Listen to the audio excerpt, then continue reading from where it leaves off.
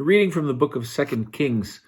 Today is November 23rd. Our reading from 2 Kings is chapter 18. In the third year of King Hoshea, son of Elah of Israel, Hezekiah, son of King Ahaz of Judah, became king. He was 25 years old when he became king, and he reigned in Jerusalem 29 years. His mother's name was Abi, daughter of Zechariah. He did what was pleasing to the Lord, just as his father David had done. He abolished the shrines and smashed the pillars and cut down the sacred post. He also broke into pieces the bronze serpent that Moses had made, for until that time the Israelites had been offering sacrifices to it. It was called Nehushtan. He trusted only in the Lord, the God of Israel. There was none like him among the kings of Judah after him, nor among those before him. He clung to the Lord. He did not turn away from following him, but kept the commandments that the Lord had given to Moses. And the Lord was always with him. He was successful wherever he turned. He rebelled against the king of Assyria and would not serve him.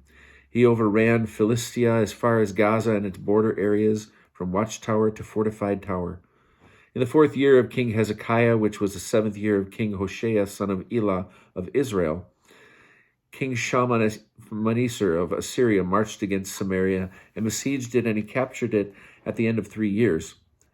In the 6th year of Hezekiah, which was the 9th year of King Hoshea of Israel, Samaria was captured, and the king of Assyria deported to the Israelites to Assyria.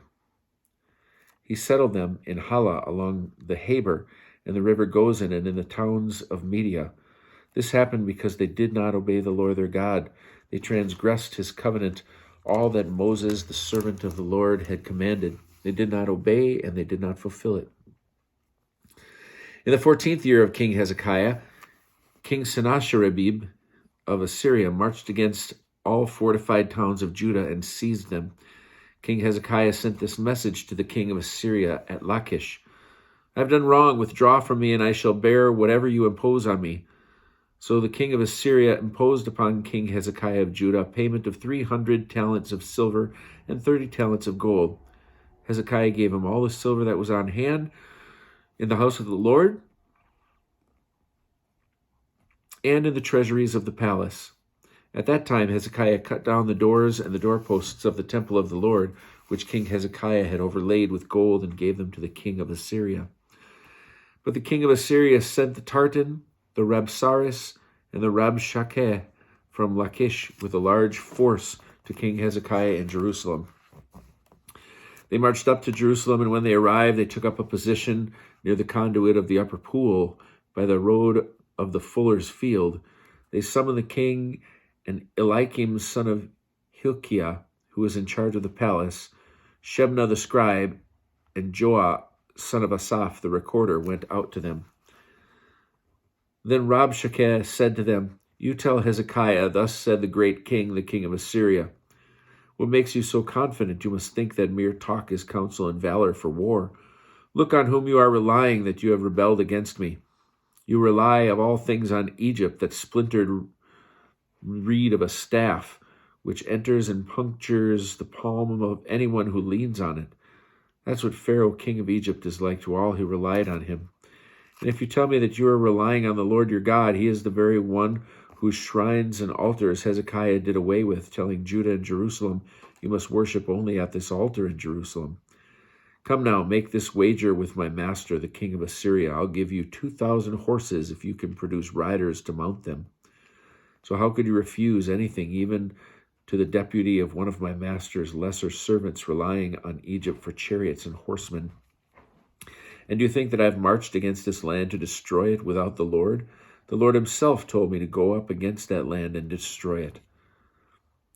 Eliakim, son of Hilkiah, Shebna, and Joah replied to the Rabshakeh, Please speak to your servants in Aramaic, for we understand it. Do not speak to us in Judean, in the hearing of the people on the wall. But the Rabshakeh answered them, Was it your master and you that my master sent me to speak those words?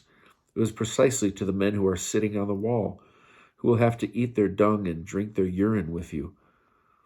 And the Rabshakeh stood and called out in loud voice in Judean, Hear the words of the great king, the king of Assyria.